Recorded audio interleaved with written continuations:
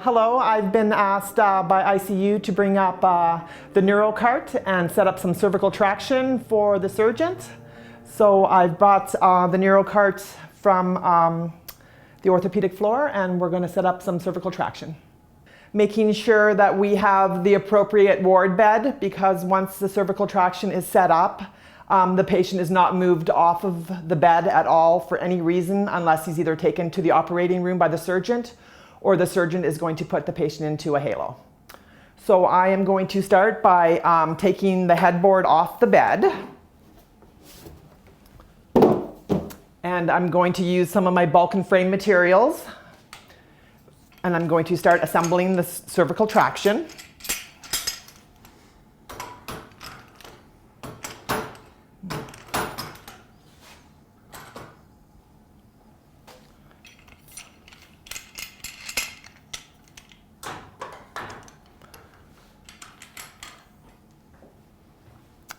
All right, and then we're going to get this piece put on here. And it's going to go just like this here. And we're going to tighten it up.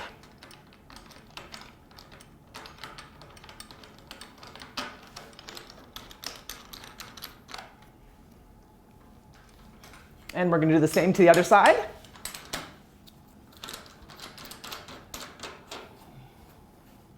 All right, so this is what this is going to start looking like. We have a pulley here. We're going to cut some rope off here. I'll leave quite a bit because usually the surgeon will adjust the length of it. So we're going to slip this through. And I'm just going to do a little knot here.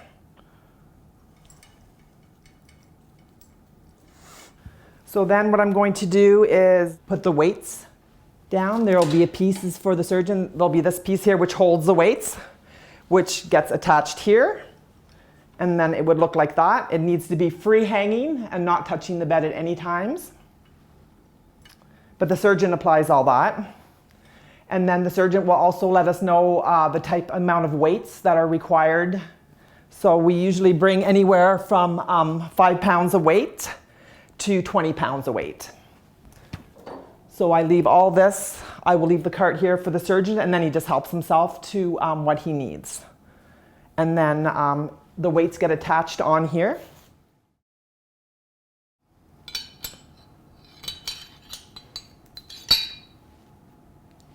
Just like that.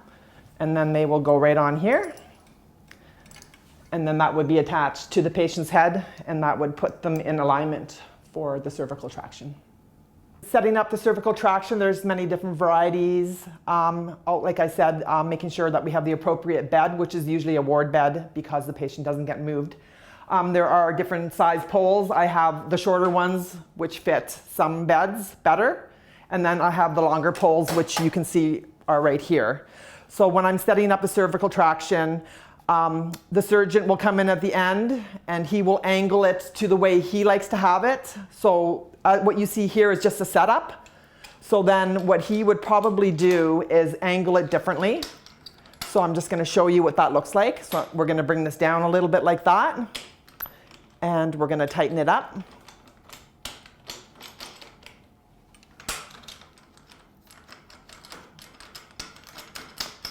And then again, he will put it at whatever angle the surgeon requires it at. And this is what it's going to look like.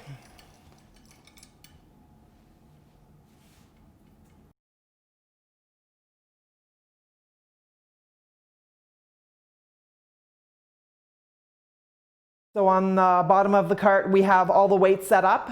There's lots to choose from. Behind the weights, you'll see the pieces of equipment that go onto the bed to set up the traction. There's quite a few to choose from.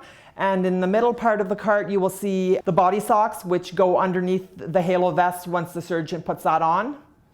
And then we have to the left the tools the surgeon will use to tighten up the vest.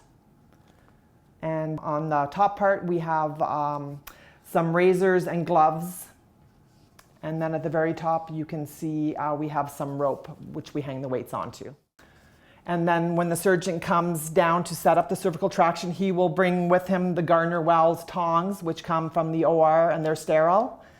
So the one sign we have for cervical traction says, do not adjust the head of the bed, do not adjust the traction, do not remove or add weights, and keep the bed unplugged, and all tests are portable. And this sign here that we have is log roll only. That's very specific again to the type of patient. In some areas, the surgeon will say the patient can reposition themselves, and sometimes an Aspen collar is also used. Other times, if there's quite a bit of weight on there, we are to reposition the patient very slightly every 2 hours. And this is all at the doctor's discretion. When the patient gets moved, he is now set up in the cervical traction, and the weights are never to be touched. So we call the porters to come in and carefully bring the bed, transport it to the OR, making sure that the weights are not swinging to the side or touching the bed.